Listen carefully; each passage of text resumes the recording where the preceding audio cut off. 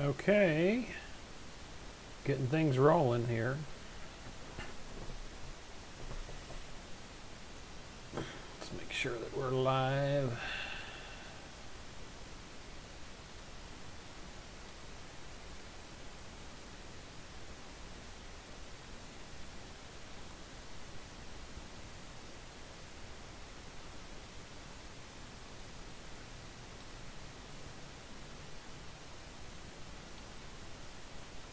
I see a few people are popping in. I'm just getting things going here. I'm going to leave a note up on the Facebook page that we are live, and probably tweet it out as well, and then we'll get rolling on the edit.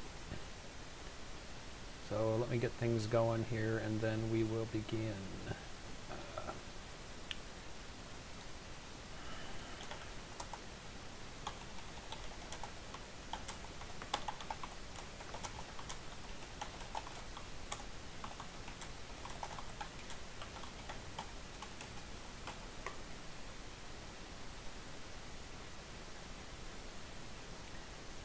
One more thing I've got to do. I need to get this out on Twitter too. I have a lot of people that follow me there. So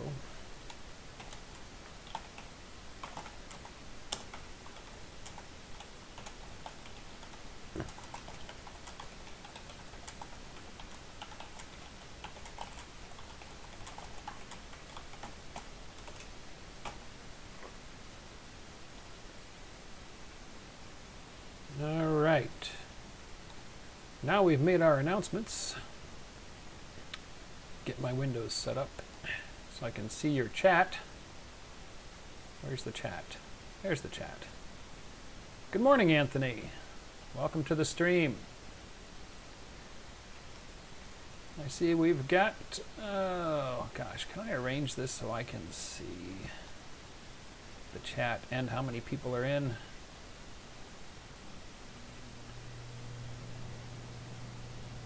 I think so.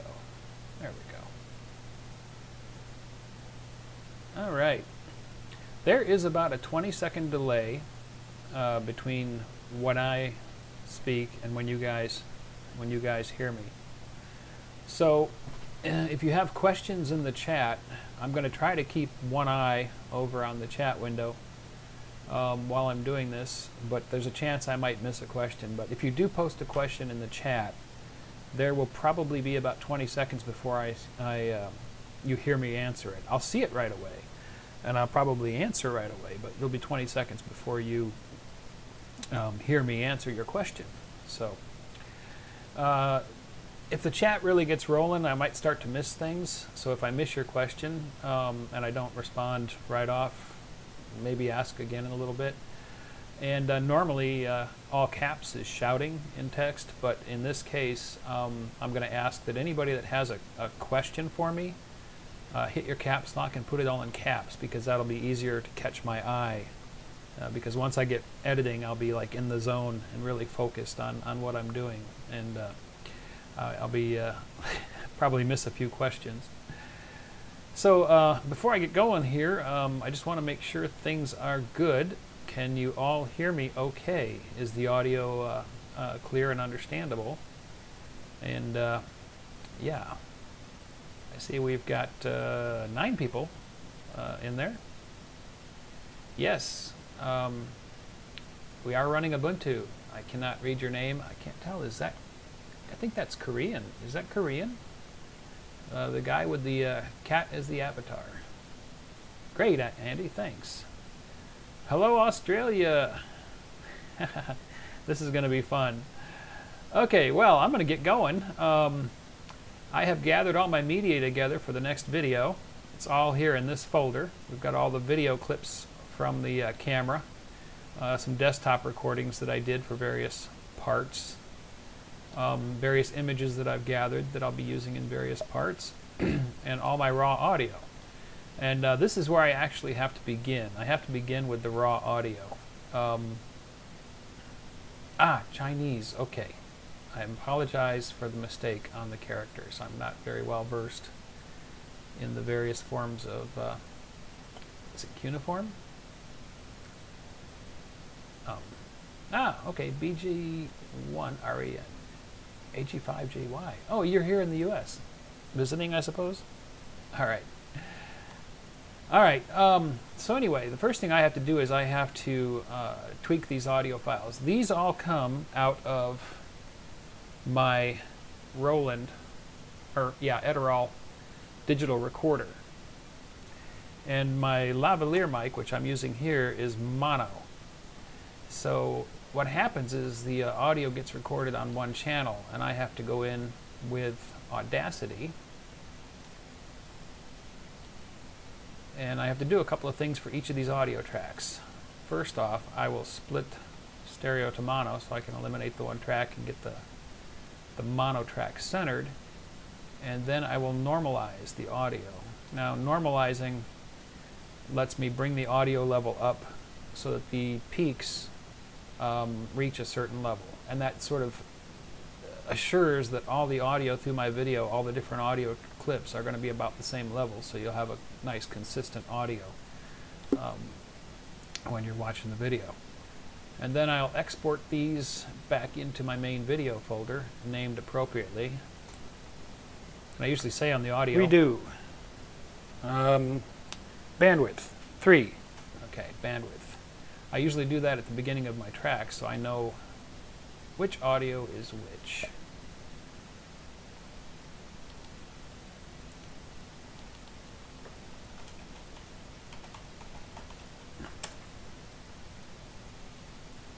Oh, this is okay. So I'll have to do this for each of these audio files, which might get kind of boring for you guys, but building the antenna. Okay. And for some reason, it keeps wanting to put my windows over on the other screen. Oh, come on. Really?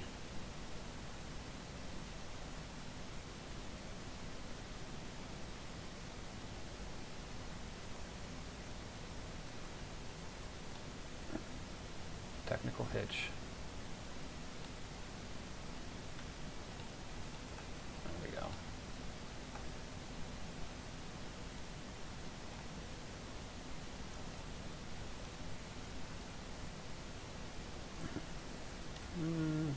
Okay, split stereo to mono. Now in this case, before I can normalize this, there's a peak right here, like a snap or something that went to full volume. I need to reduce that.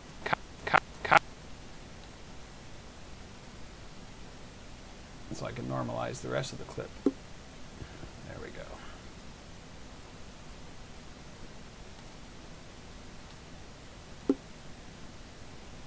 Now, which file was this? Oh, building the antenna. Okay. Export audio. Well, let's see. We got people from Houston. Hi, Jay Williams.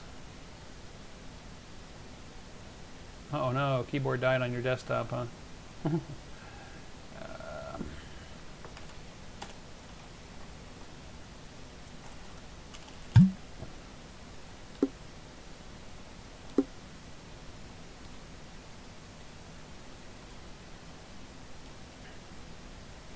Oh, for crying out loud.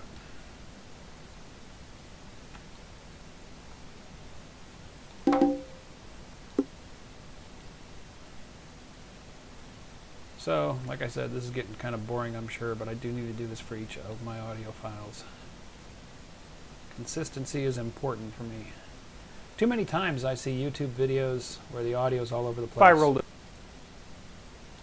The audio's all over the place, and you know, you'll get to a YouTube video where it's just way quiet. You got to turn your computer's volume all the way up. Then you'll get one that's so loud it's distorting. It's like, come on, just a little effort, guys.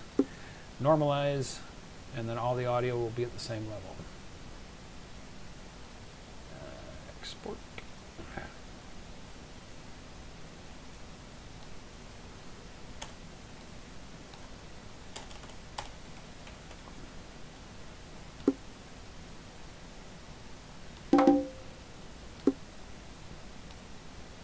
Hey, only 4 to go, and then we can get to the video.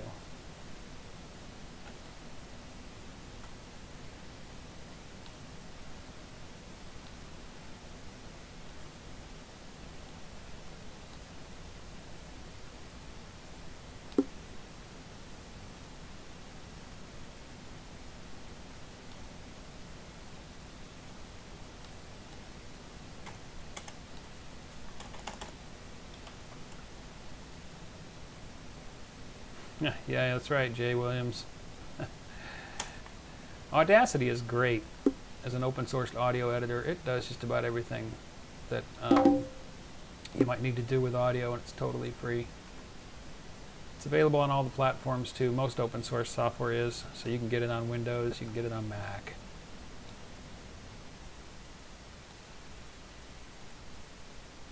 Yep. One little peak there I need to bring down a bit.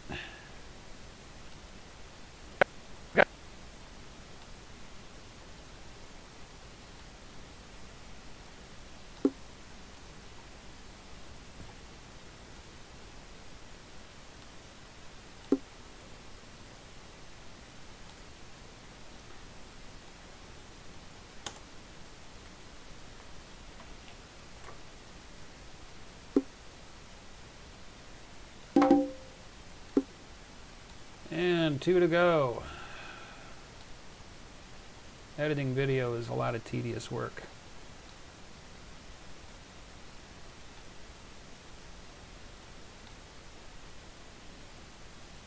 Oh gosh, I got a lot of noisy peaks in this one. What was going on here?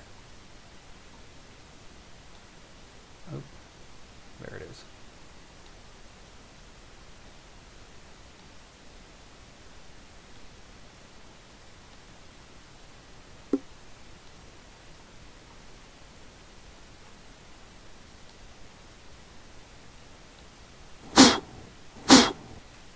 I don't know what that was.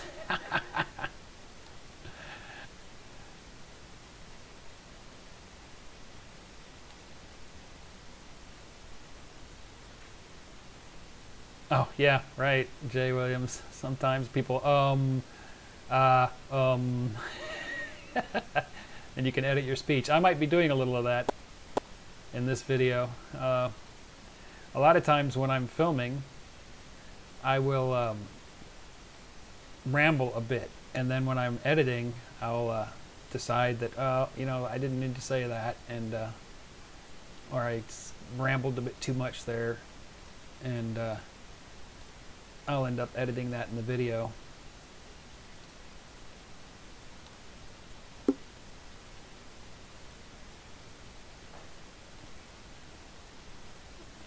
Right, winding the loop.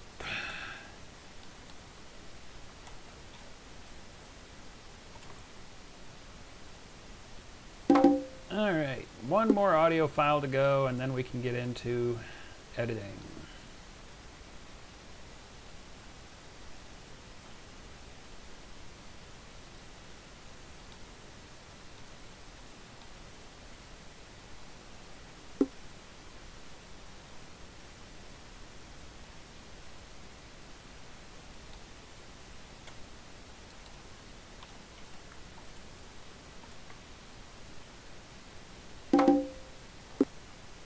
All right, now I've got all my audio files here. So this is all the media that I've collected for this video. So now we have to get to work on actually editing the video. Looks like we've got 11 people in there.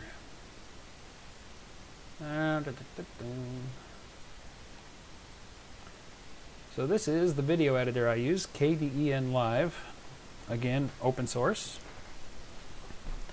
It's been pretty reliable. They had one version that was an early release that I tried to use that was a little buggy and crashed a bit, and then the final release version came, and it's been rock solid stable since. Of course, I might have just jinxed myself. We'll see. So I need to import some clips, and first things first, of course, the opener. And I will need eventually my closer. And I will need my overlay.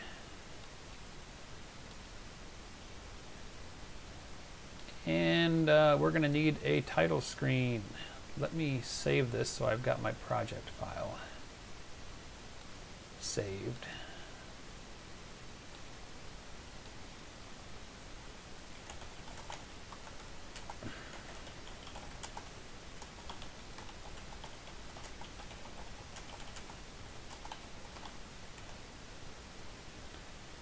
Okay, we're going to need a title screen. And for that, I'm going to use GIMP, the GNU Image Manipulation Program, GIMP. Very similar to Photoshop, most of the same tools and abilities. And of course, totally free. That's not what I needed. I needed my title template. There we go. And I need the image of the antenna, which I've already prepared.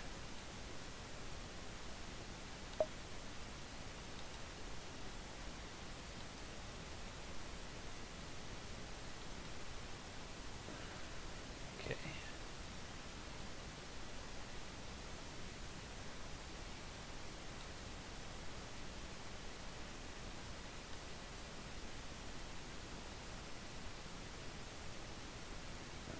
All right, where'd you go?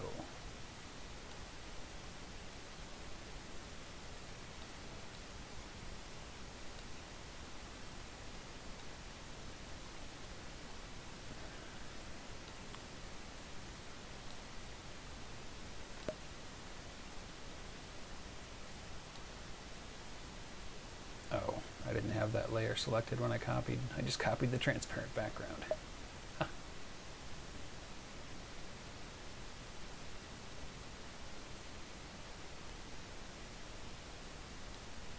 There we go.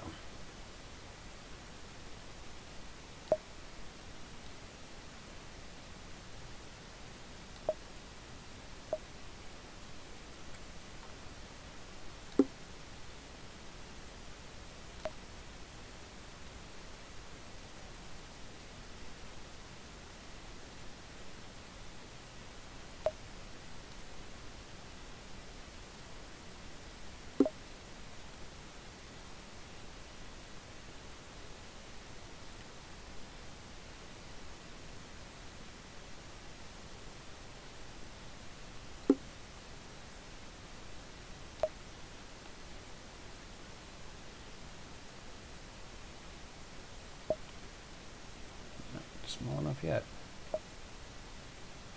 There we go, about there.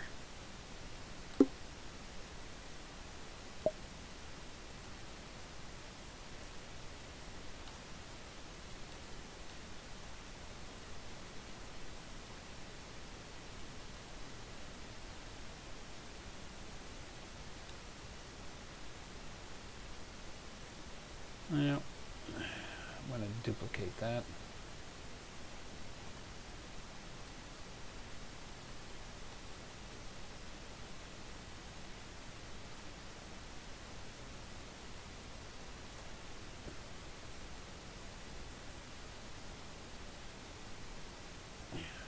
That look a little stretched to you? It looks a little stretched to me. I thought that I resized it proportionately, but I think I didn't. There we go. Looks a little bit better.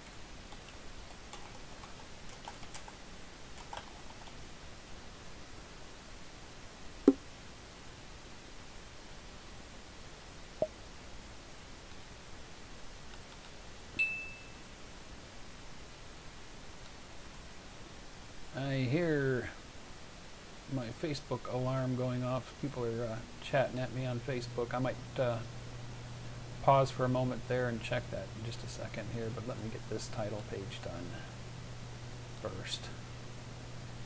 So I need a drop shadow. I just duplicated the text layer and then I'll blur it slightly. And then we'll offset that shadow just a little bit. Turn the text back on. There we go, that looks good.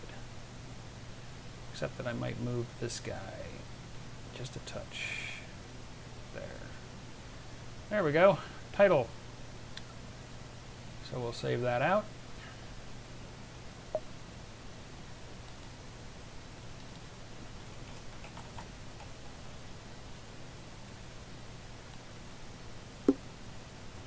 Alright, now we've got a title. Back to the video, and we will import that title.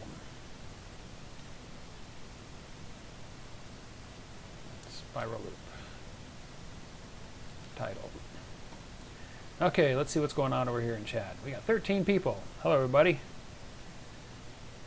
We've got China, England, a bunch of Americans, Houston, Texas. Hi, Richard. Yeah, cool. Let me hop over and see what's going on. Somebody's, my phone's going off. Somebody's banging away at me on Facebook. Could be somebody.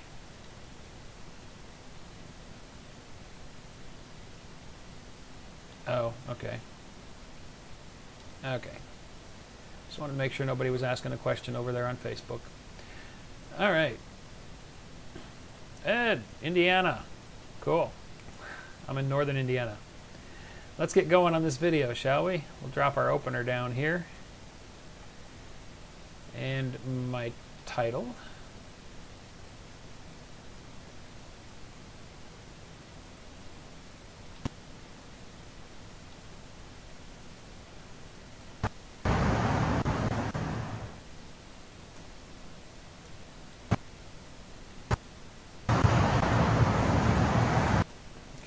Dissolve to start about there.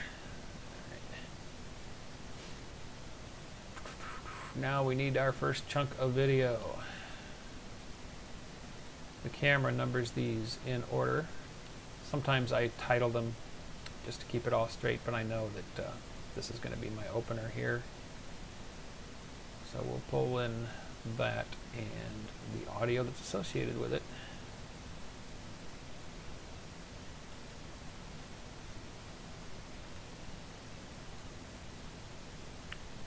Now I wild track the audio. I record the audio separately on a digital recorder. So what I have to do is I have to line these two up. Now you can try to do it visually, you know, because you can see the similarities in the waveforms and get it close and be constantly fiddling with it to try to get it right. But the video editor, KDEnlive, that I'm using has a nice feature built in. If I take my camera clip and set audio reference, it's going to calculate the audio. It's going to create a sort of a fingerprint of the audio. And then once that's done, I can let's move that so it's off. I can right click on the audio, align to reference, and it will line it up perfectly with the audio that's on the camera video. And then at that point, I will go up here and clip video only. And now I've got my audio perfectly aligned with the video.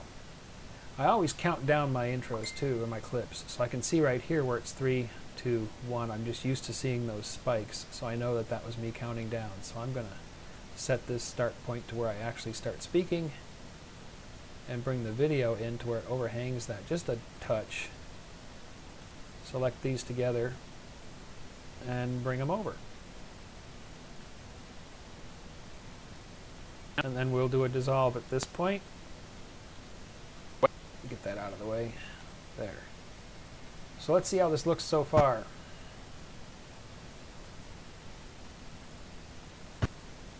Plus I need to set my audio levels here so I don't blast you guys with this thing. Oops.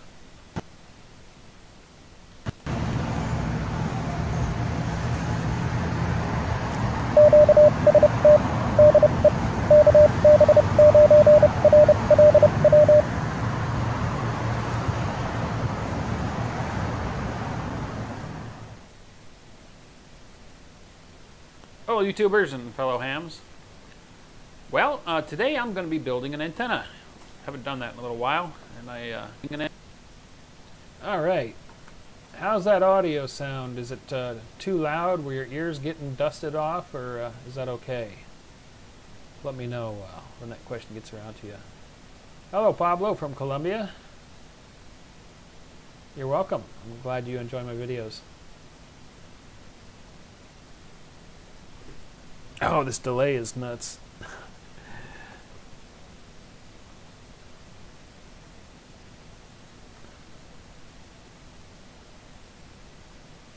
Well, no, there we go. Sounded okay to you? All right, Jay Williams. Okay, so I think on this opener I referenced some images. So I have to sort of listen through this a minute. A long time ago I had an idea that turns out it's not a very new idea, but I wanted to build one for a while. Spiral loops have... Yeah, right about there I had some images I wanted to bring in. Like this one. But I think... Old style loop. Old style loop. Which one did I want to use? Have been around forever. They were in the early days. Okay, so I'm probably going to be talking about cycle from that one to that one to that one, and then maybe to this one, and then maybe back to that one. All right, old style loop first. Let's get these images.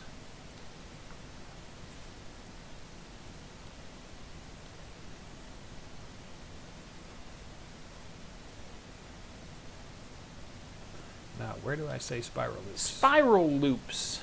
Right there.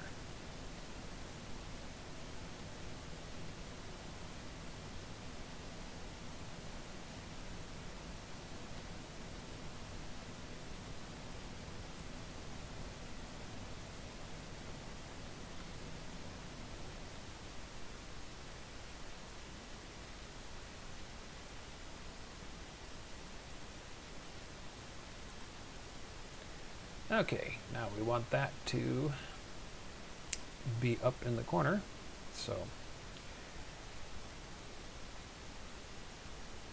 position and zoom, about 40% size. That looks not bad right there, actually.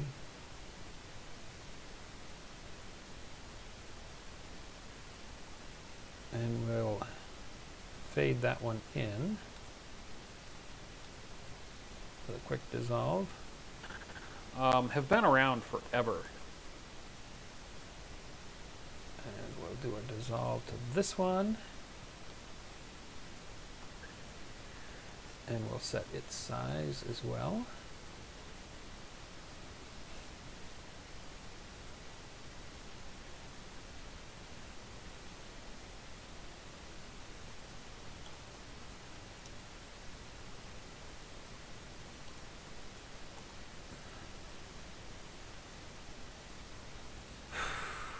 How long do I say? Build one for a while.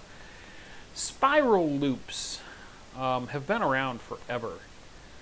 They were, in the early days of broadcast, even a common receive antenna.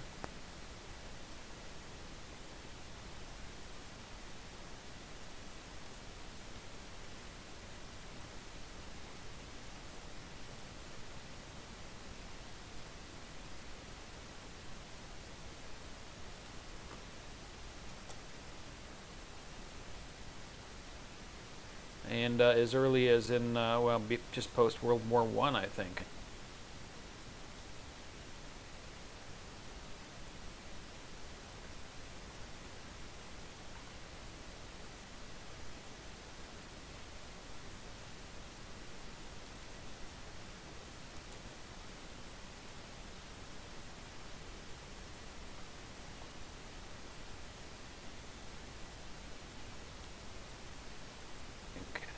They were used as portable transmitting antennas as well. And I've wanted to do a spiral loop for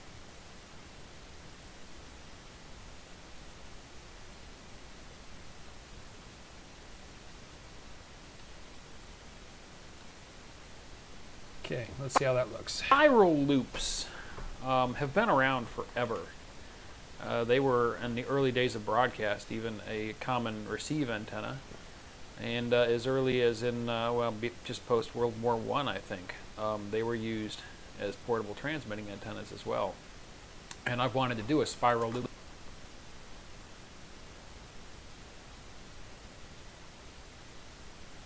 Well, glad you were able to stop by, Neil. Sorry you can't stick around. But it's it's gonna be kind of long, I think. Usually it takes me about an hour to an hour and a half to edit one of these videos. Let's see, we're a half an hour into it. I'm just getting started. It's a lot of work. All right, let's see, what else did I talk about? Quite a while as a transmitting antenna, just to see how it performs. Their size is kind of compact.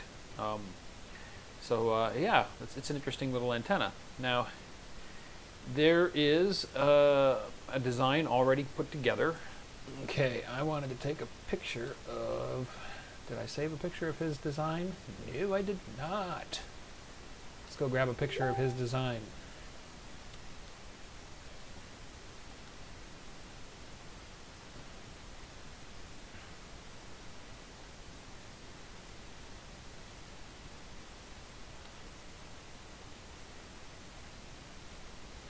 Yes, Pat, this will be published. After I'm done recording, the entire video will be published to the timeline. So if you miss any of it or you have to leave, you can come back and watch it later if you so wish, or if you are so inclined. Spiral loop images, okay, we'll call it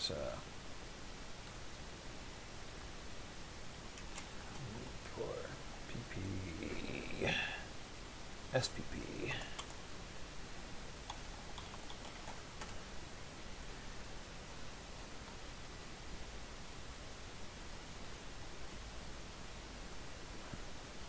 Put together. All the work's already been done. There is a design already put together.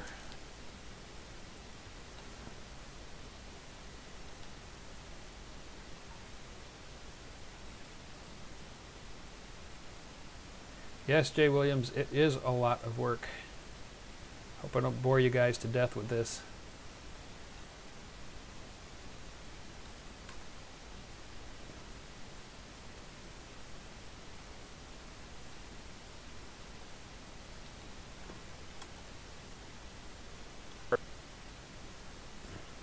Now let's make that a little bit bigger.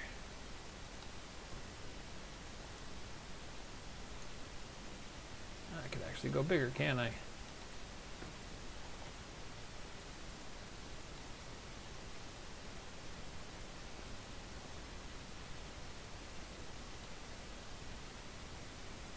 A design already put together.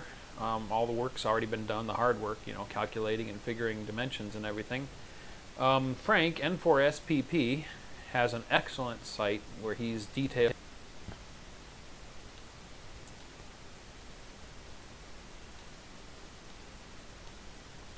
Oop, wrong window. Here we go. You know what I want to do? I want to capture scrolling through that site to include in this. So let's see if I can do this.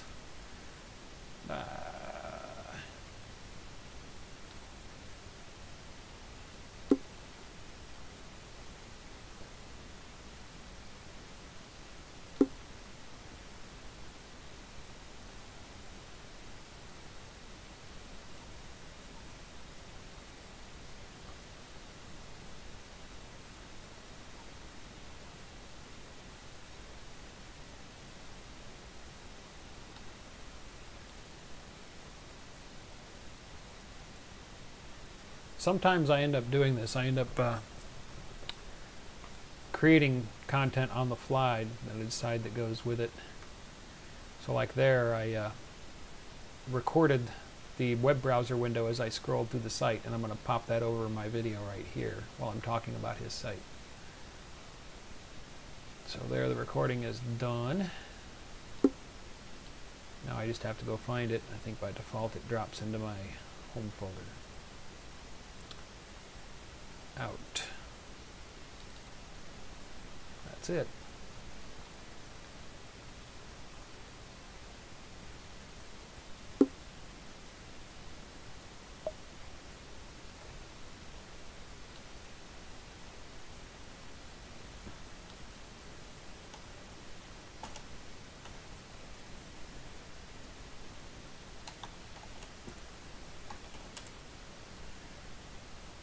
Alright, so let's pull in that video clip.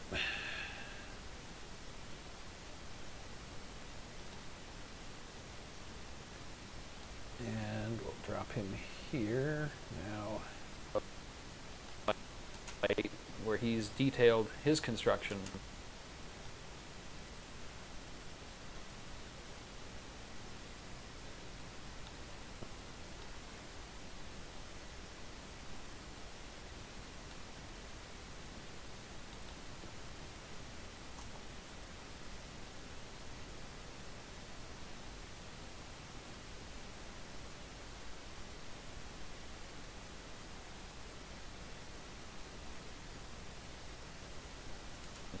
of spiral loop transmitting antennas.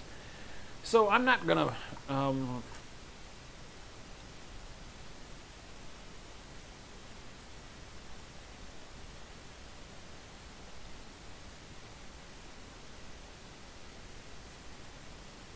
see how that looks. Already put together. All the work's already been done, the hard work, you know, calculating and figuring dimensions and everything. Frank, N4SPP, has an excellent site where he's detailed his construction of spiral loop transmitting antennas. So I'm not going to cover over ground that's already been covered. I'm not going to recalculate and do all that. He's already done that work. I'm just going to build it and then see how it performs. I think that works. What do you guys think? His work is based on work by Richard SM0VPO. I should put his information up there.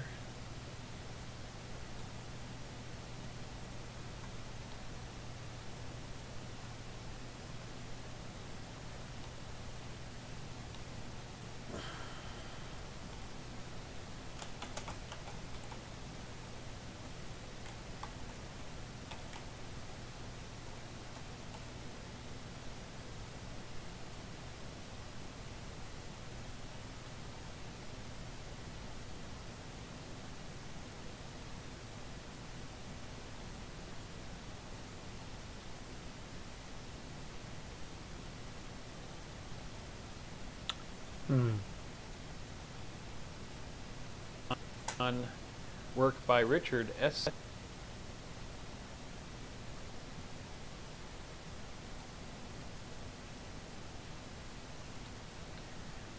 Now, one nice thing with excuse me, with KDEnlive, I've put that title clip in there. M0. I don't like its position. I want to move it up here. So I can come over here and I can edit the title clip.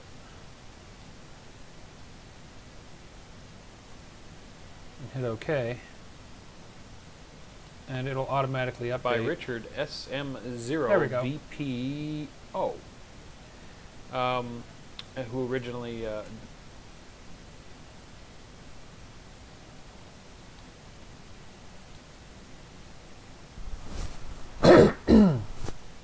sorry about that. I hope that wasn't loud. I covered the mic. I don't know if that was effective or not. Designed this loop, and then Frank refined it. Frank N4SPP. Just want to make sure I get that right. So I'm going to add another title clip and let people know that I'm going to put a link to Frank's site down below.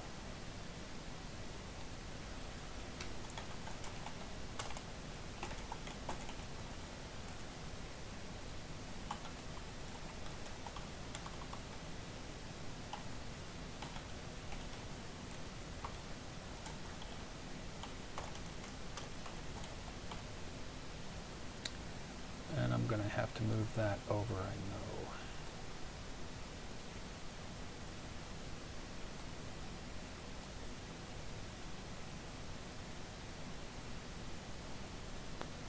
Just want to make sure I get that right. So kudos to you guys who originally designed this loop, and then Frank refined.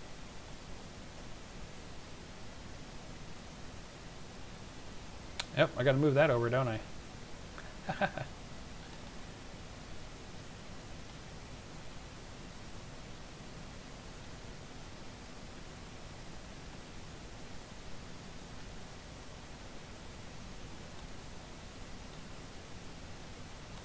Designed this loop, and then Frank refined it. Frank and yep, still got to move that.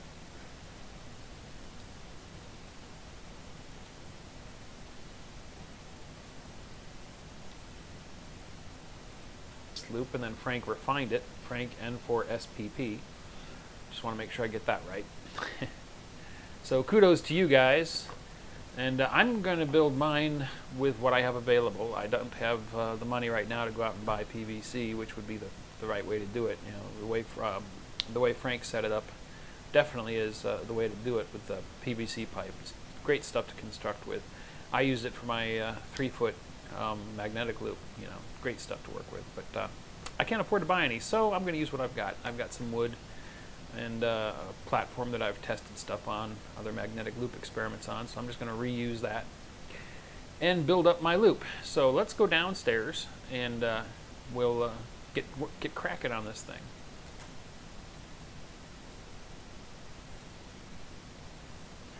Okay, we're ready for the next clip, which is me working on it down on the bench. So this is 437. 438.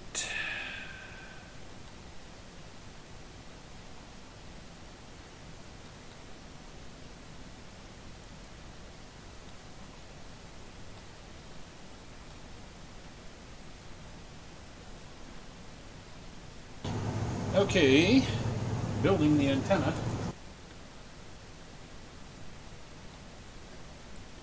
Now, the reason that I say what I'm doing at the beginning of each clip is so I can come up here, I can find the associated audio file. Make sure I get the right ones.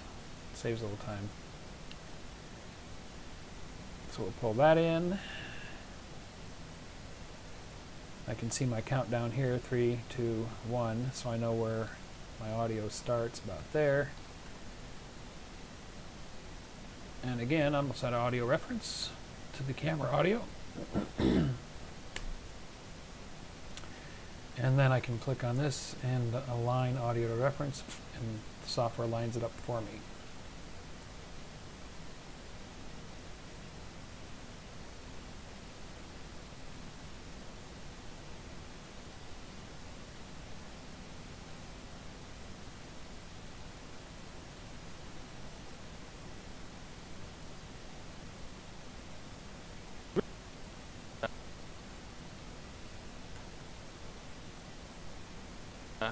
We'll get cracking on this thing. Well, I spent a little time this morning down here on the bench cobbling together the framework for the antenna. I'd really like to do it nice and clean and pretty with PVC, but I think I mentioned I can't afford to go down and just pick up some PVC. So I got to use what I have, and I've been using this stand off and on for various experiments for quite a while, so hey, why not continue to experiment with it? So what I've got is a cross shape here. This is going to be the total size of the spiral loop. The design calls for somewhat over 70 centimeters diameter. And this piece that I had here was about 10 centimeters too short. I think it was like 66 centimeters total. So normally I wouldn't sit here and watch all the clips so what I did through. is I cut this piece to 71. I'd just be editing, but I figure you guys are getting to see the video as it's being created, so I'll let them run. It's okay. You only have to be close. You don't have to be super precise. The tuning capacitor is going to give you a range probably from below 20 meters to above 20 meters, hopefully. We'll find out after we get it wired. So I mounted these pieces together, and I've marked off points for the wire and put nails in to wrap the wire around so I can stretch the wire around this thing. The spiral loop is basically a magnetic loop. You'll have multiple turns on the outside that spiral inwards. In this case, 3 turns. Well, 3.5 or so, because the 4th we end up here at the capacitor. And the variable capacitor will be across the outer loop. And then you'll have a smaller delta-shaped coupling loop that's going to terminate here at this SO239. So the coax cable can come straight out in the null of the loop and off to the radio. So I've got a loop of wire from an old antenna project. I'm going to start doing the outer loop on this thing. I'll get set up to do that, move the camera over and reposition it, and film some of me winding this guy. I mounted this piece on the front of this piece, and so I've got the nails on the back side of this, the front side of that, so they're on the same plane. So the loop will be spiraled right there between these two boards. Alrighty, let me move the camera, get the soldering iron heated up, and we'll start winding a spiral loop.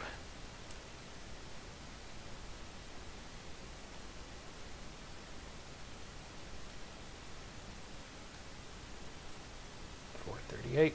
All right, next clip. 439, which I know is a winding loop, so I'll grab that audio too.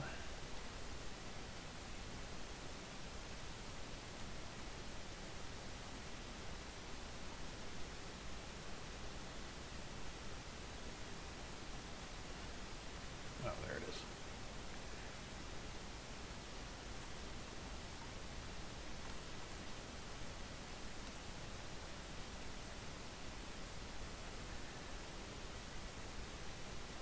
Nobody's saying much in chat. You guys must either fell asleep or maybe I put you to sleep. I don't know.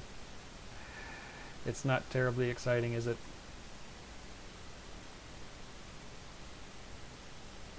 All right. Where do I count down? There? 1. Well. Okay, so I start talking really about here.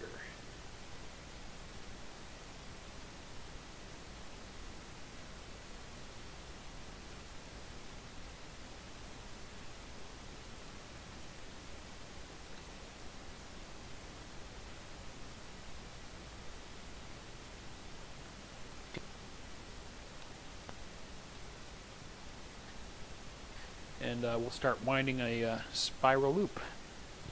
Well, this is the tedious part. And part of what makes it tedious is I'm working with a big loom of wire here that I had, like I said, off an old antenna project. So I've got to pass that through, and each pass, wrangle the wire and then straighten it out.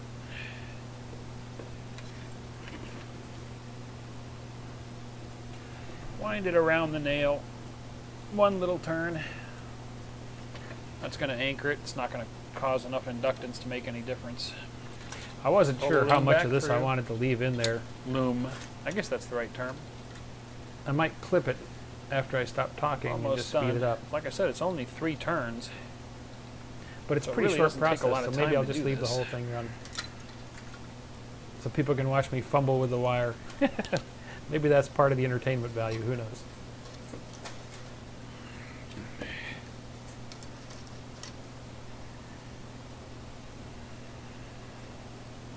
Get over there.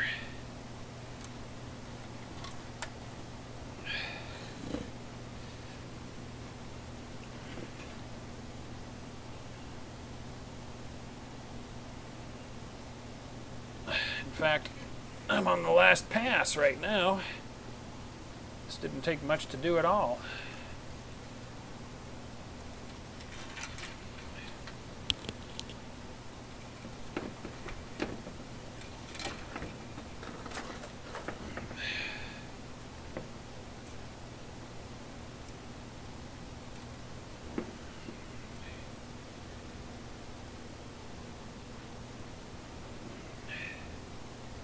Okay. Now this is gonna, oh, that's at a splice. That's all right. Come around there, and it's just gonna come down and hook up to the capacitor there, so I can cut that about there.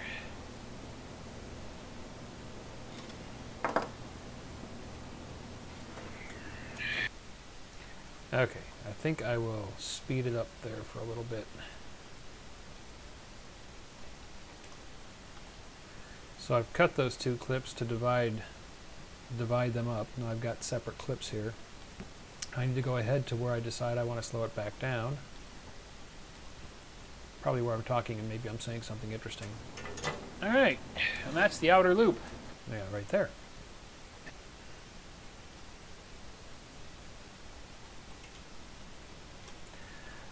So I'll cut those, and then I need to speed these up. We'll go to 400% speed. I can clip the audio out and do it in silence, but I think maybe I'll try doing the same for the audio. Let's see how that works.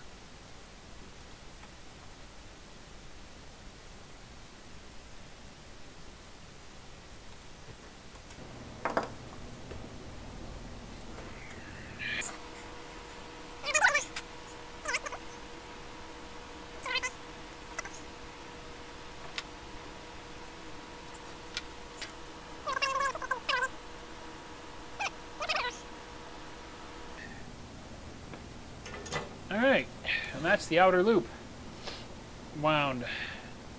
Now I just have to do the little delta-shaped pickup loop here. And I'm going to use the red wire for that, just to make it look interesting.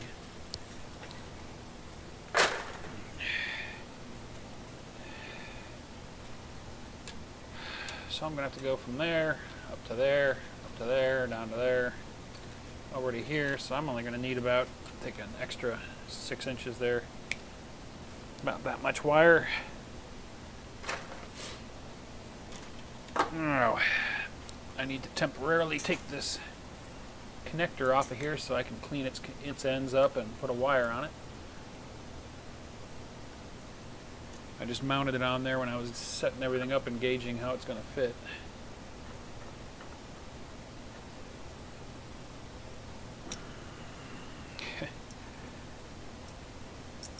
This SO239 was actually, you can see, it's got some labeling on that metal. It was part of one of those super cheap, I tend to agree. I think that was kind CB of type SW. I was sitting here thinking about that actually. So your vote puts it over the edge. Let's just,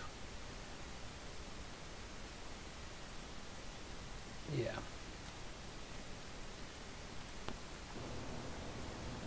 I just mounted it on there when I was setting everything up and gauging. It was actually, you can see, it's got some labeling on that metal. It was part of one of those super cheap old CB type SWR meters from the 70s. You see those at Amfests occasionally for almost nothing, or in a box full of junk for nothing. That's a great way to get some SO239 connectors. Okay, here's a good spot to speed it up again.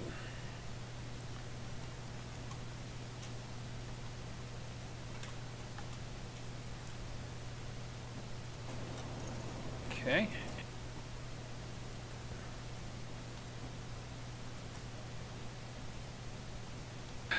The hardest part was putting together the frame.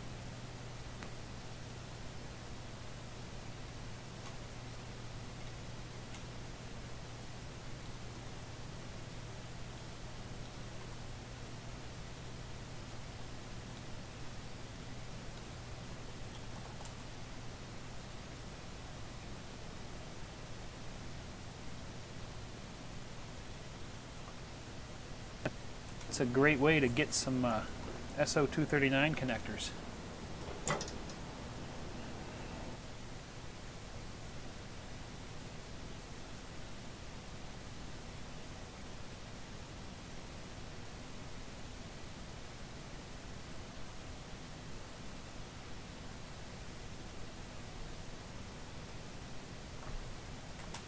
I think I'm going to move that one even faster because what I'm doing is out of frame anyway.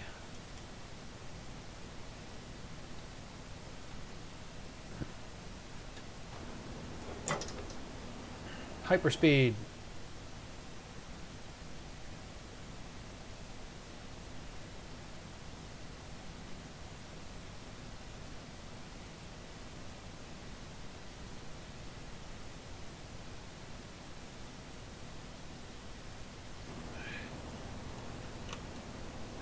The hardest part was putting together the frame. Actually doing the wiring is super easy. Except that my back is killing me. Tell you what, the problems with my back are getting worse exponentially. It's getting now to where I take a little walk down to the river and back, which I've done like every day for the past 2 years. It's a mile total. And on my way down, I'm walking pretty good, pretty quick. By the time I get back home, I'm hobbling along pretty slow and it's painful. Okay, so this is going to come over here. And then it's going to come up. To this side. Surround that nail. And you can see that. And it's going to come back here. So that's our coupling loop.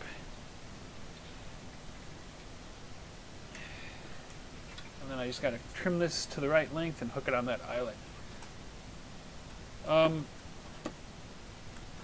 The measurements on these things, 70 centimeters or so total width, 6 centimeters between these two and these two, and then was it 2 or 4? Oh, I don't have the diagram up. I think it's, yeah, it's like 4 centimeters here and here, and 2 centimeters up here for the coupling loop, and then that's just a delta shape.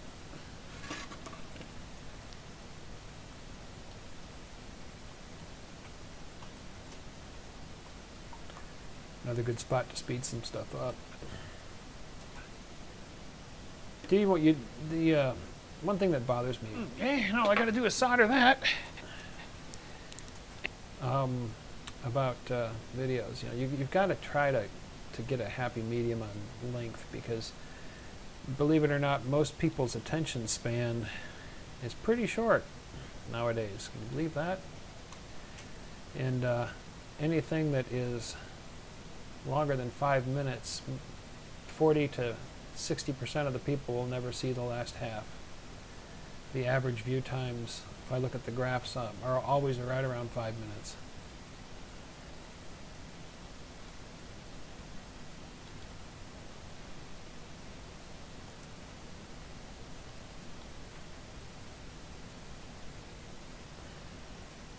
Two centimeters up here. And we're already up to the 12 minutes, 13, 14 minutes on this. We haven't even got to the testing and on-air stuff yet.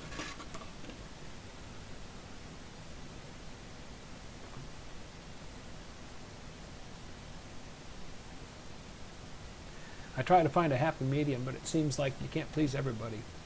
I do less of this type of stuff with the work in the video, and somebody will complain that they want to see me soldering. All I got to do is solder that, and the antenna will be ready for testing. Just that easy. It's a real simple antenna to make. Like I said, the hardest part by far was getting the framework together. Now, the design, as you saw on that web page I showed earlier, he used a PVC pipe with a cross piece, and he drilled holes through the pipe. Alright, there's our coupling loop and our outer spiral loop coming down to a capacitor. So, like you said, the hardest part's getting the frame. And once you got the frame, wiring it up, pretty easy. Okay, to test this thing, I need to profile its range, and I don't know if you've seen my other video on using an SDR to profile a magnetic loop, but if I can hook this up to a software-defined radio where you can look at large swaths of spectrum. Like on the SDR Play, I can look at 10 megahertz of spectrum at a time, so I'll set it to like 5 megahertz around the 20-meter band, hook this up, and what I should see is I should see a bump in the noise at the resonance point of this antenna. And then by turning the capacitor, I'll be able to move that bump across the spectrum, and I can see the range that the antenna covers. So I'm going to go get the SDR Play. I'm going to bring it down and hook it up to my bench computer here and capture the screen, and we'll see what the range is on this guy. And if we're fortunate and it falls well within the around the 20-meter band, then we'll take it upstairs, hook it up to a radio, maybe do some whisper testing and try to make a QSO on it. So, on we go. Okay. Now it's going to get a little bit more complicated because I'm going to have two video sources to deal with. So that's 439. So this is the camera video where I was profiling it with the SDR. And this OGG video, OGG Vorbis video file, was the desktop recording off the bench computer where I was profiling it. And we've got an audio file, that one. So I've got 3 files to sync up for this section. So Let's pull in the camera video first. Let me think about this. Might have to add a video track because eventually I'm going to have my overlay over the top.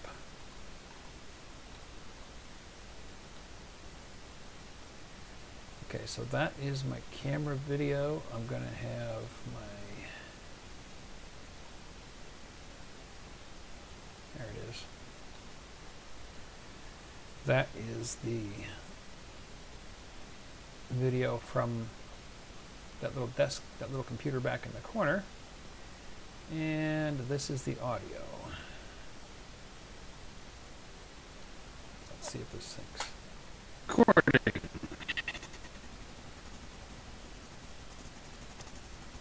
Alright. That's interesting. Testing out. Let me just turn that track off for a minute. No, wait. First thing I want to do is I want to align this audio to that audio. So we'll set this as the audio reference.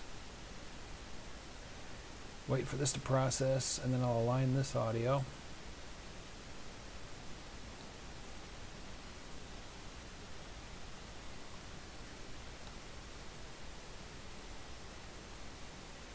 And we'll set this to video only. The range. 3, 2, recording. All right. Testing out the range. 3, 2, 1. Okay. So I think this is actually going to be up that way. Let's turn that off for a second. As you can see, I have the STR play hooked up to the end. Let's figure out my start point. Recording. All right. Testing out the range.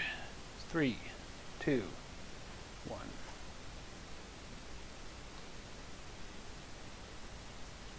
So audio's going to start there. Video overhang just a little bit for the dissolve. This can go way back.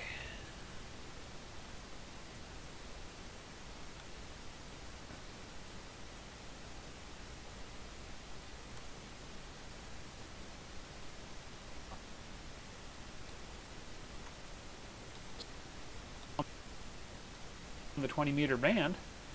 Then we'll take it upstairs, hook it up to a radio, maybe do some whisper testing and try to make it. Oh yeah, Jay Williams. I used to use OpenShot. KDEnlive is way better. Okay. Watch what I'm going to do with this video. I have the STR play hooked up to the antenna. And sorry about the camera motion here. But over there is the bench computer.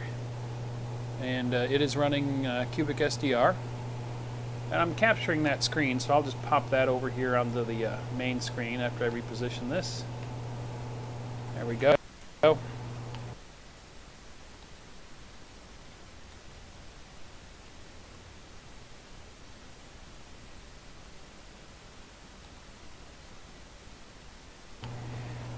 Now.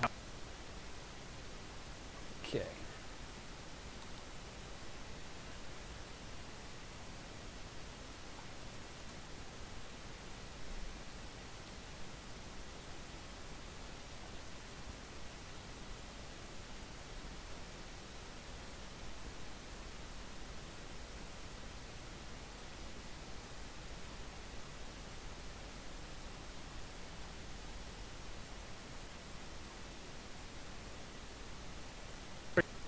That screen, so I'll just pop that over here onto the main screen after I reposition this.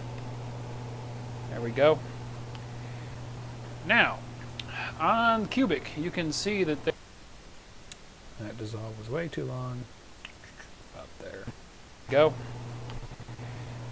Now, on Cubic, you can see that there is a bump. That's interesting.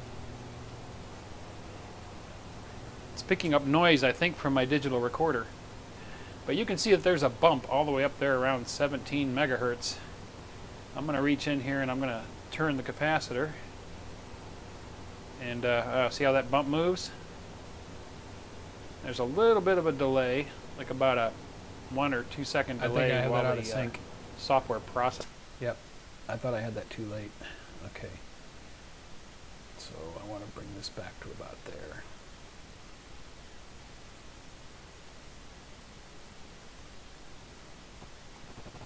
That's interesting. It's picking up noise, I think, from my digital recorder. But you can see that there's a bump. Okay. Too far.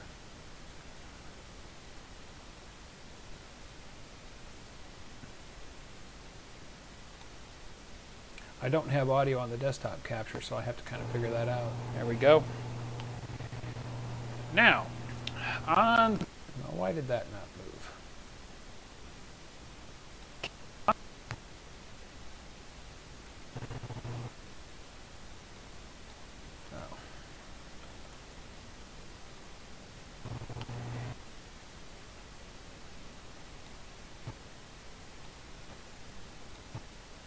Huh. Sometimes, that's the only problem with KDEnlive, is sometimes it gets confused on those effects. If you shift the length of the video, it suddenly doesn't know where to start and stop that effect. So let me just work on getting this thing synced up with the audio. Now, on Cubic, it's picking up noise, I think, from my digital recorder. But you can see that there's a bump all the way up there around 17 megahertz. I'm going to reach in.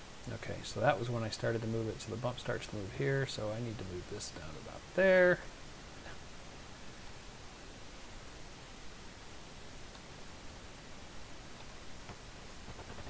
It's picking up noise, I think, from my digital recorder. But you can see that there's a bump all the way up there around 17 megahertz. I'm going to reach in here and I'm going to turn the capacitor. And see how that bump moves? Now it's just a little bit late, I think. But let's get the effect back in there so I can see what's going on.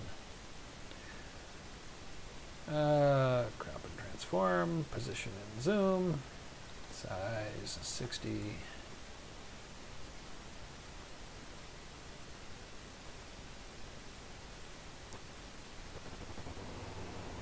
And see how that bump? Okay, so it's just a little bit late. It needs to be moved up just a touch. I'm going to reach in here and I'm going to turn the capacitor. And see how that bump moves? There we go. Now we got it lined There's up. a little bit of a delay, like about a 1 or 2 second delay while the software processes the information. But as you can see, I can move that bump right through the 20 meter band. I've got some interference and noise down there around 12 megahertz, but wow, this thing is covering quite the range. It's going, let's fully mesh the cap. And I'm going to zoom out. That's below 11 megahertz. There's 11. So this probably gets down to 30 meters. 12, 13, there's the 20 meter band there. I can get up into 17 meters. And when the capacitor is fully unmeshed, I'm somewhere above that. Just below 15 meters. Wow, look at that. It can almost get to 15 meters. I'll have to see with the radio. Looks like we get right to 21 megahertz. And with the capacitor fully meshed, bottom end,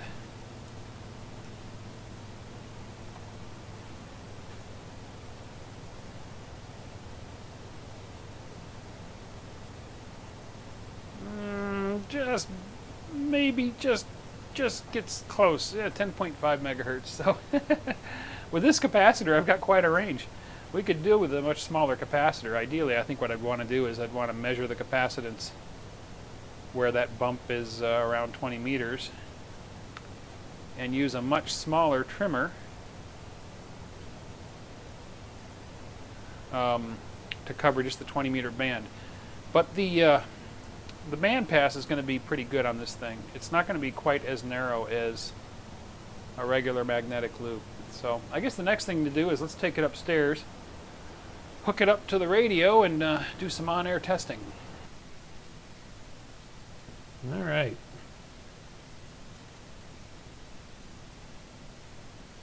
So I want to back this up, fade it out, and back this up. A little overhang for the next clip. All right, let's go get our next clip. That was 440.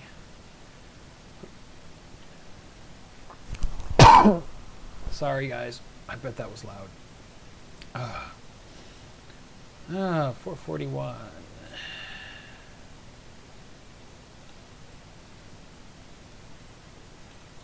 Whisper testing. Okay. Audio for that. Whisper testing.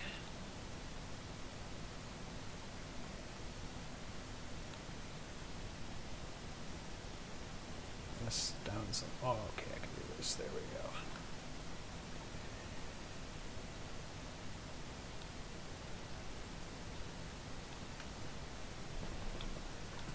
go. Ooh. How long have I been at this? 1 hour and 13 minutes, and we're probably 2/3 through editing the video.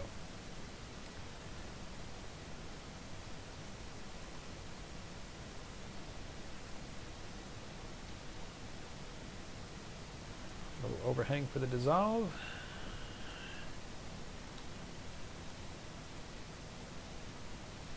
Now here I'm going to have some more media to insert because I took some pictures of whisper reports in bandconditions.com during the testing, because 20 meters was just an absolute wreck yesterday. It was dead.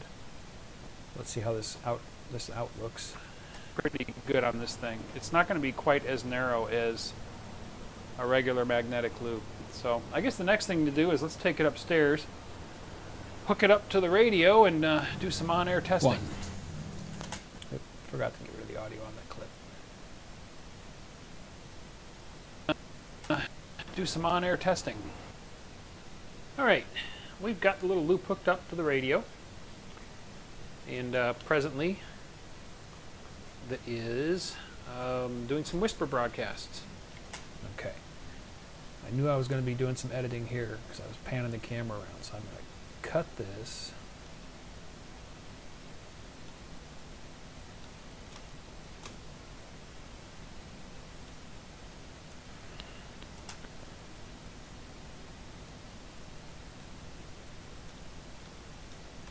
Cut that, delete that section.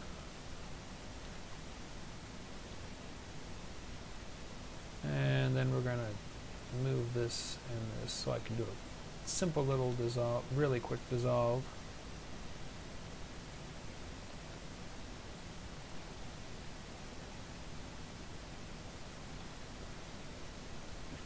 That is doing some whisper broadcasts. Okay, you can see the Yaesu is presently transmitting. Oh, that's way out of focus. Now, great. using whisper, I'm using 1/2 watt. I like to test with a 1/2 watt on whisper. I really want to go over the low end, you know, and just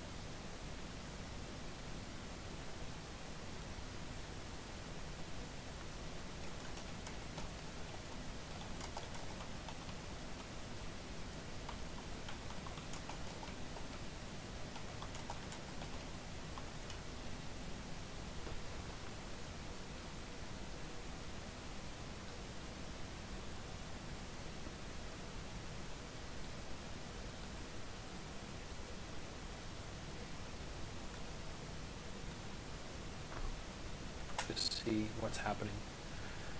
It's a bad day on 20 meters.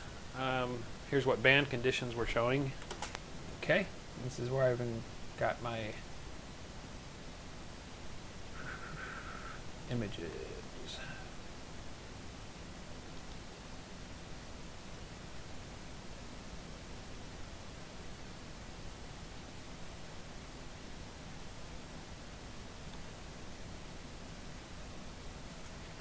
And I went and looked at conditions we're showing, and I went and looked at space weather and the solar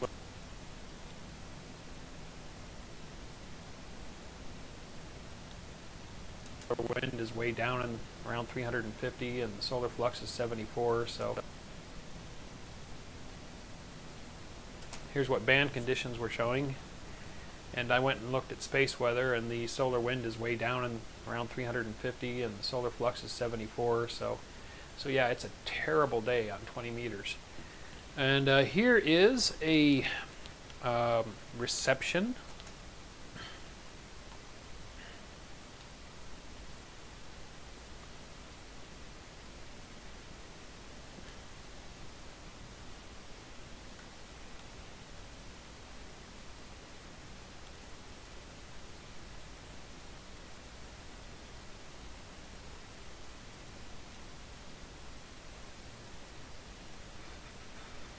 Not that one, it's not that one. It's transmit spiral loop. Receive spiral loop. Reception report. I'm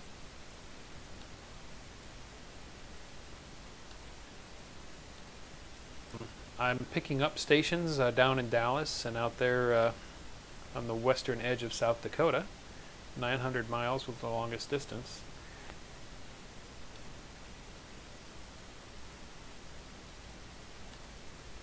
And a transmission report.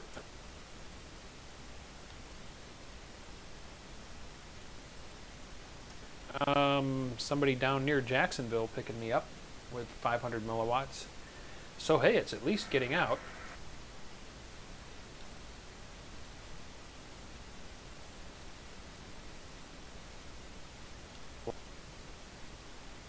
Watts.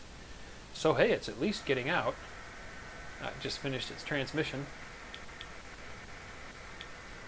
And of course I wanted to compare, so I have connected up my big loop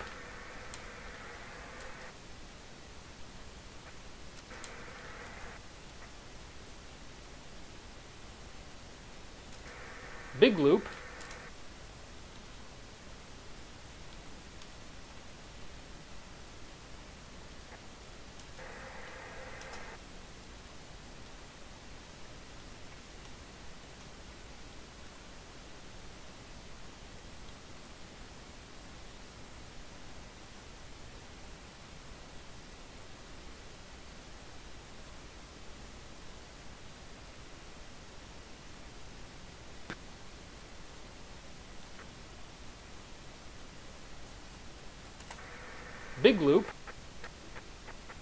So presently I've got the big 3-foot loop hooked up, and it's doing some more whisper transmissions and receptions. And what I'm finding is that I'm hearing a lot more. Okay, so that's where I'm receiving. Transmit and receive. Here we go.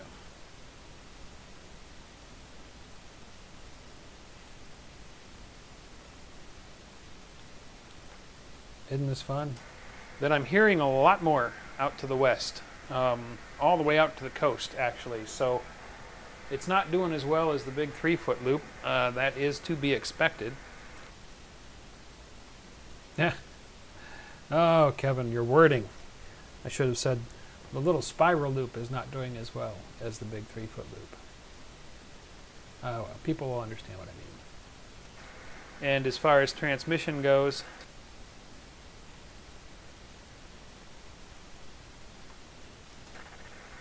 let me load that. Yeah.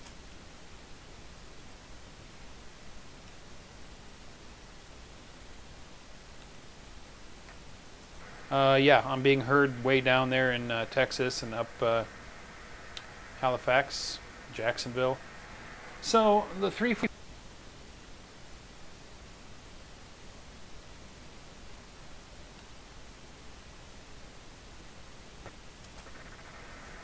Halifax, Jacksonville.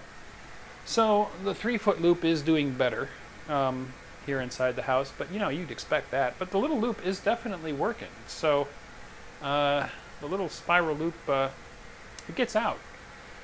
When the band opens up more, or maybe tonight if the band opens. Okay, that's where I wanted to. I did another clip. to answer a question that I knew a lot of people would have about bandwidth. So we'll make room for that. Let's see, which places?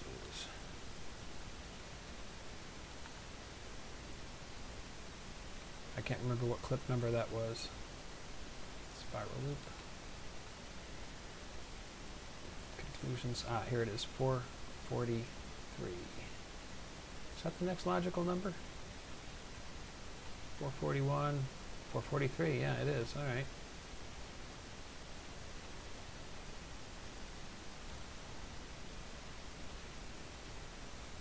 And that was this audio file, bandwidth.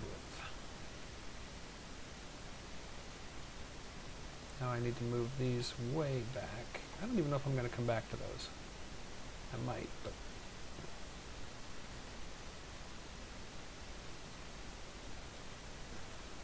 bandwidth.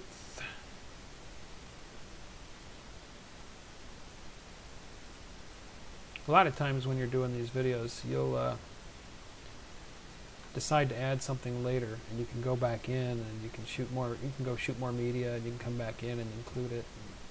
Video editing is non-linear. You don't have to worry about time. You can go back in and make time for yourself if you need to. Let's get that audio in sync. Set the video clip for the audio reference, and then align the audio clip to the reference after it says it's still processing. There we go.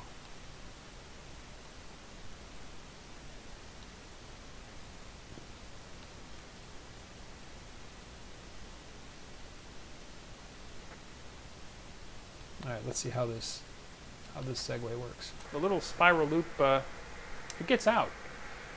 So one thing I know a lot of you guys are wondering about on this spiral loop is, what is the bandwidth like? How does it compare to a regular magnetic loop?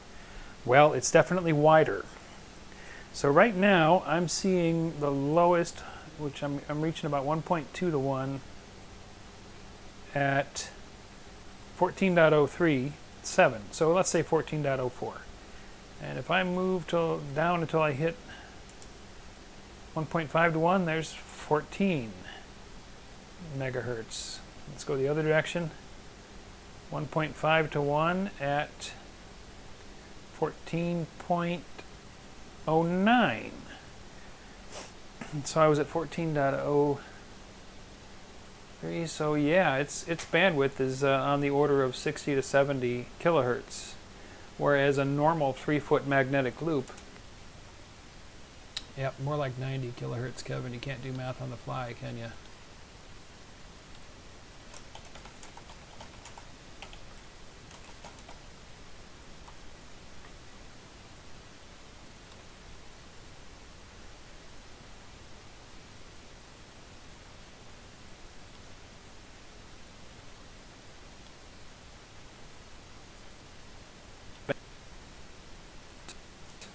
Whereas a normal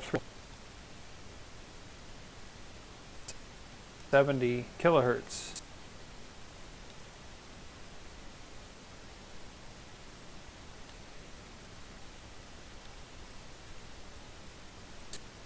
To 70 kilohertz. Whereas a normal 3-foot magnetic loop will have a bandwidth from where you hit 1.5 to 1 SWR on either side of around 8 to 9 kilohertz. So this guy is almost 10 times the bandwidth of a regular magnetic loop. This is much wider. That means you don't have to tune it as often. If you're moving around a little bit, doing digital modes or RIDI or CW, you don't have to retune the antenna as much as you do with a regular magnetic loop. So that's a plus with this design. Okay. And we are up to the last clip, conclusions and the closer. So we're nearly done with this video. And we got 10 people. How many of you have been hanging out with me here the entire time, which it's been almost an hour and a half so far editing this video? I'm curious.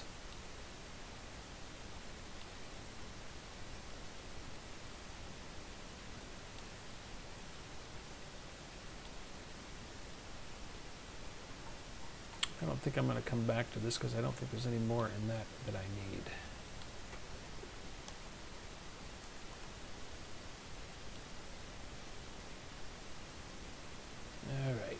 last clip was 448.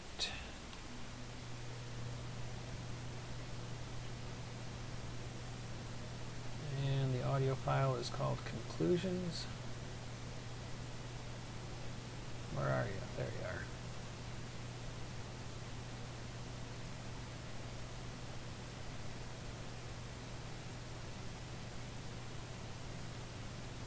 you are. Ed says almost all. You mean almost all of you that are there were there when I started? Let's see how this... Okay, conclusions. In 3, 2, 1.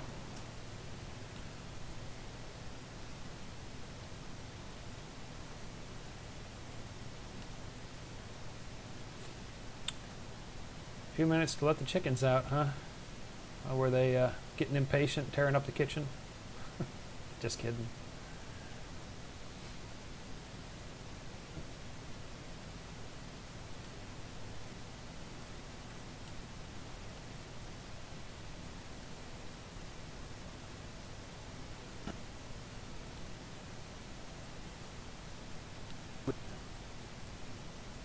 So that's a plus with this design. So, clip, video only with this design. So that's the spiral loop. It's a interesting little magnetic loop, a little broader than the regular magnetic loop. Performance, well, it's small. It's a small antenna. You know what I should do? I've got this transparent picture of the thing. Let's see how that looks laid over my shoulder there. Ooh, XCF. I wonder if it knows how to handle that. Nope. So let's go into GIMP and export that guy as a PNG. If you're working with video and you want to do an overlay, a real easy way to do it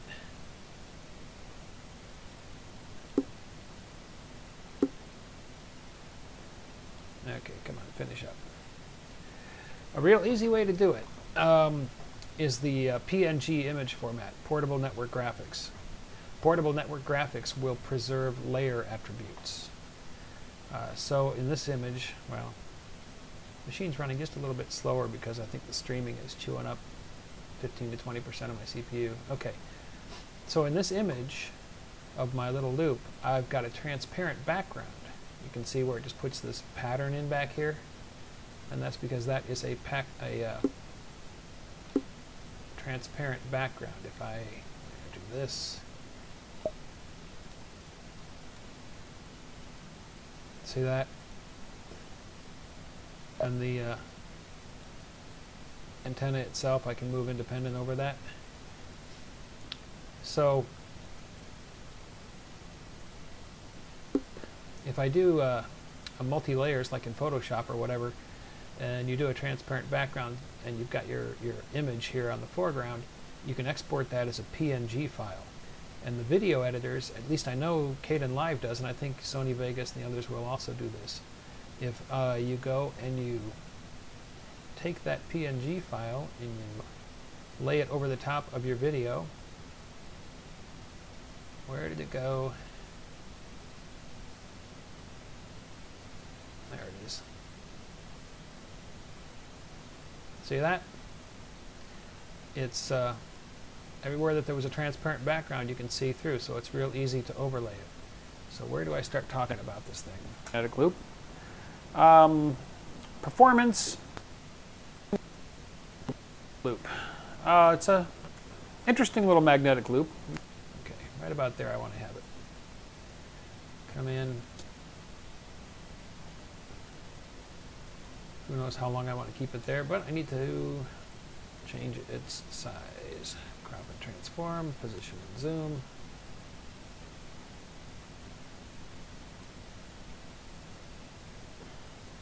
Not too much smaller.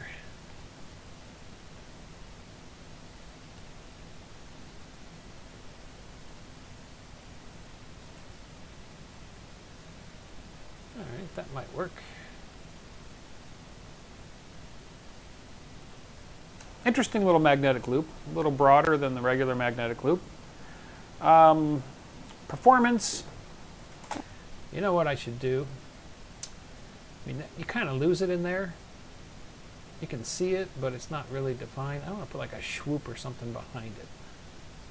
Nah, it's been long enough. I could go into GIMP, and I could. What I would do is let's see, do I have GIMP still open? Yeah, I have in my video assets. I have a transparent template. Okay, this is a 1080p image. So I could take this loop, picture, copy it, go over here, paste it as a new layer, scale it down. Oh gosh, I gotta move it first so I can get the center where I can see it.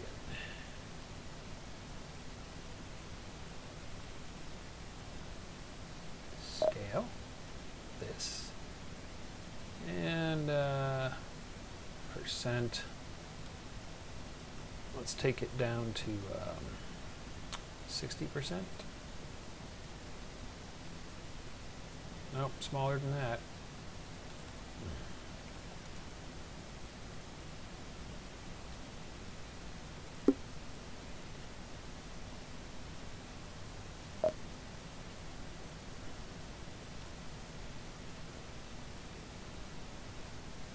Oh, come on.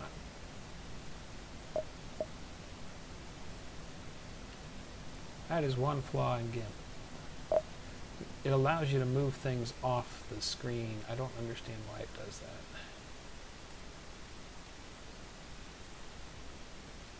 What did I go down to? Let's try 50. I'll at least get it to where I can see it. There we go.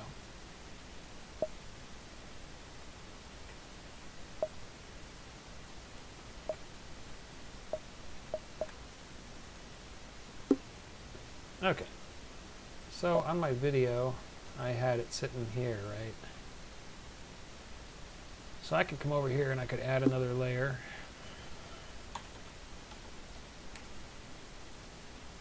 Put it behind that, but over the background, and then select a section. I want it to be inside of there. I want to fill it with some kind of a pattern. Just doing this as a demo. I mean, this is not really what I'm going to do, but unless it turns out really cool for some reason. Nope. But you see what I'm saying. You could, you know, create all kinds of interesting graphics out here.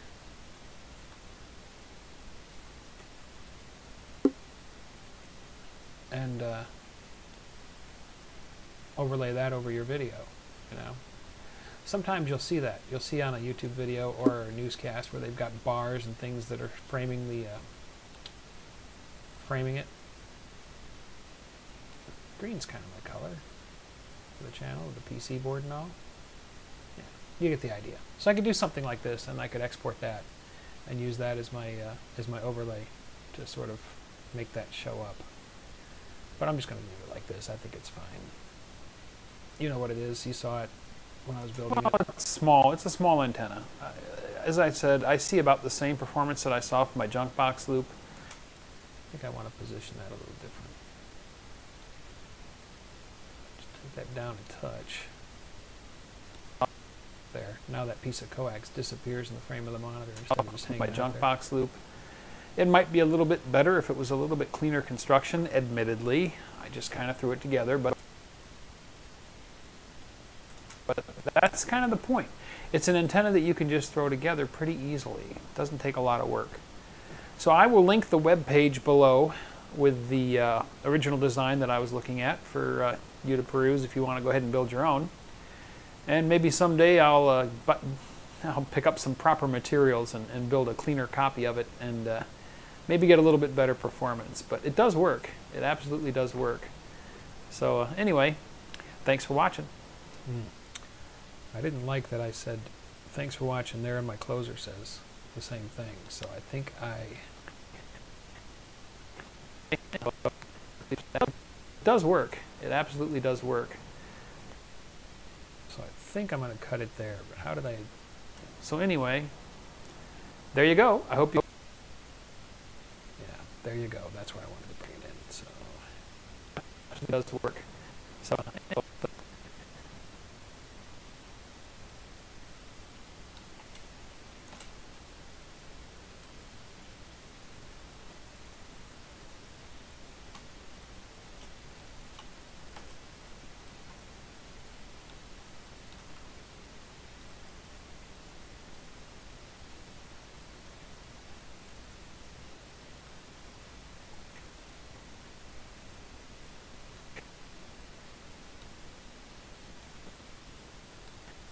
Maybe get a little bit better performance, but it does work. It absolutely does work.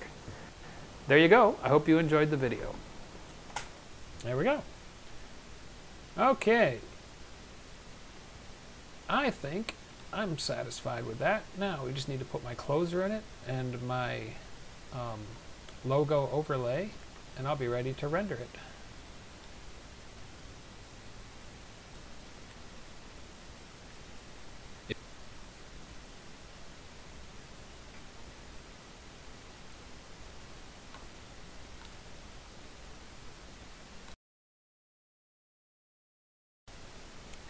I managed to get to the mute that time before I coughed. Alright, so now my overlay. Similar to what I was doing with the antenna at the other end there, I've got a PNG file with my logo that I kind of put in there real dim.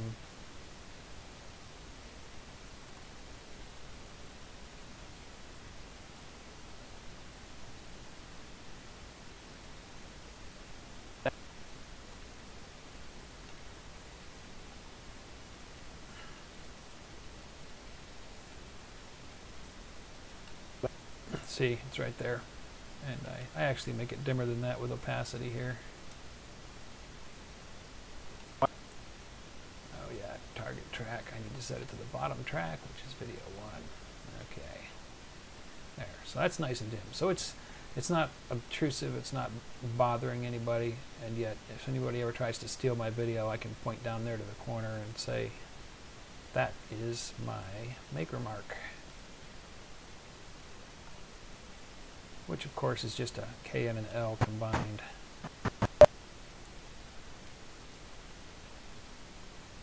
There we go. By the way, this intro, I don't know if anybody noticed, but there's a little guy right there who's actually supposed to be painting the logo onto the screen, or on the building. See him hanging there? It's the details that make the difference. Alright, so we got the video edited and ready to render. I'm going to start it rendering, and I'm not going to expect you guys to sit here and just watch the screen while it renders, but we'll do some questions and answers if there are any. Let me get this started.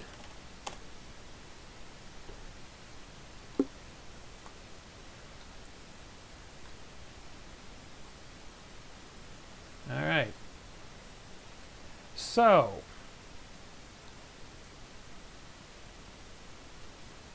pop the chat out.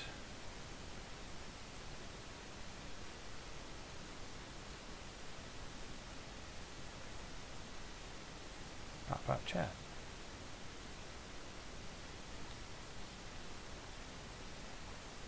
Here's your chat window so you guys can see the delay. Thank you for that. Anybody have any questions or comments before I end the stream?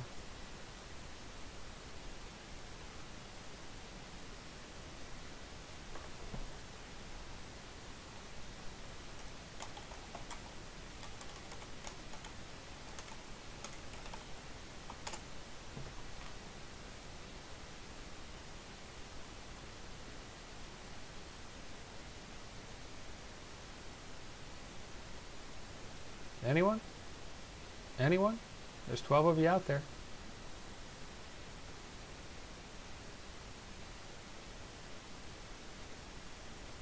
if not, I'm going to go ahead and end the stream. The video will go live on the channel tomorrow evening. Oh, hi, Rick. Well, this video will be up on the channel in its entirety a little later, Rick, so you can go back and you can watch it. Yeah, it is. And this is just the editing. You know, there's all the shooting, too. I had to set up cameras and lights and everything. Sure, Patrick. This video will be up in its entirety on the channel, so you can go back and watch the parts you missed if you're so interested later today.